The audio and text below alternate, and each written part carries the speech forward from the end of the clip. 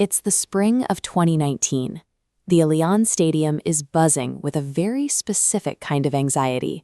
Juventus is down 2-0 to Atletico Madrid in the Champions League, and the visiting fans have spent the past 2 weeks openly mocking the home side's star player. That player responds by calmly reminding the press he holds 5 Champions League medals to Atletico's 0. Then, Cristiano Ronaldo walks onto the pitch and systematically dismantles the Spanish defense, scoring 3 times to single-handedly drag his team into the next round. If we look at this 3D map plotting the location of those 3 strikes, a clear pattern emerges. Every single goal in that historic comeback was scored deep inside the penalty box. He didn't dribble past 4 defenders or hit a screamer from 30 yards out. He waited in the danger zone and finished the job. This hyper-efficient penalty box predator bears little resemblance to the teenager who arrived at Manchester United 16 years earlier. At 18, the English press viewed the skinny winger as a show pony, a player obsessed with stepovers and tricks that rarely resulted in an actual goal. His tendency to hold on to the ball deeply frustrated his veteran teammates. During one training session, star striker Ruud van Nistelrooy finally snapped, screaming at the teenager that he belonged in a circus, not on a football pitch. A flashy, inefficient winger had turned into the most clinical goalscorer in history, the result of a total physical and tactical reconstruction. Early in his career, Ronaldo prioritized the beauty of a single goal over the volume of his total tally.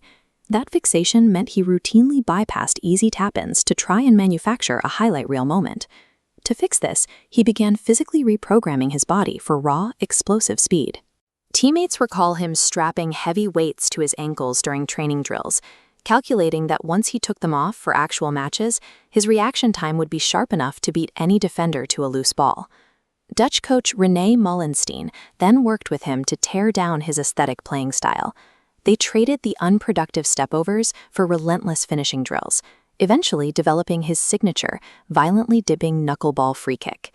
This bar chart tracks his goal output over his first few years in England. Notice how the numbers stay relatively flat early on, and then violently spike upward to 42 goals in the 2007-2008 season. By internalizing the harsh criticism of his teammates, he learned to channel his effort into an obsession with statistical output. That obsession with numbers secured him a world record transfer to Real Madrid. He arrived in Spain as the centerpiece of the most scrutinized football institution on the planet.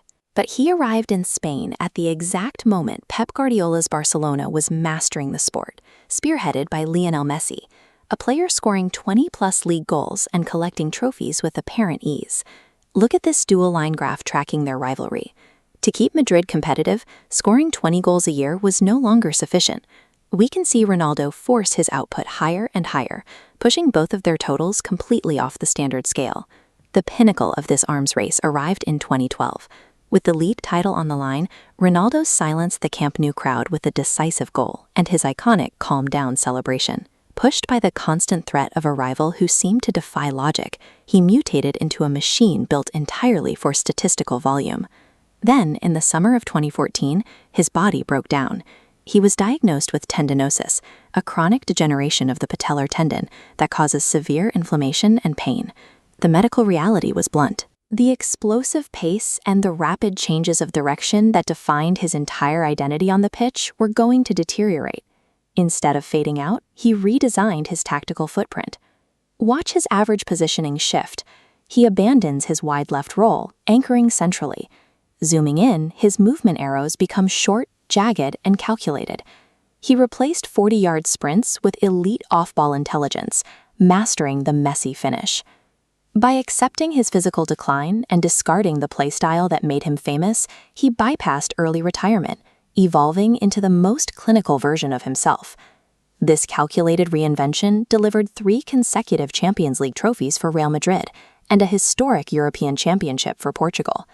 The sheer longevity born from this adaptability eventually commanded respect from his fiercest rivals. When he suffered a tragic personal loss in 2022, even the historically hostile crowd at Anfield paused to sing "You'll Never Walk Alone" in his honor. Sports history is filled with prodigies whose natural talent eventually fades when their physical peak passes.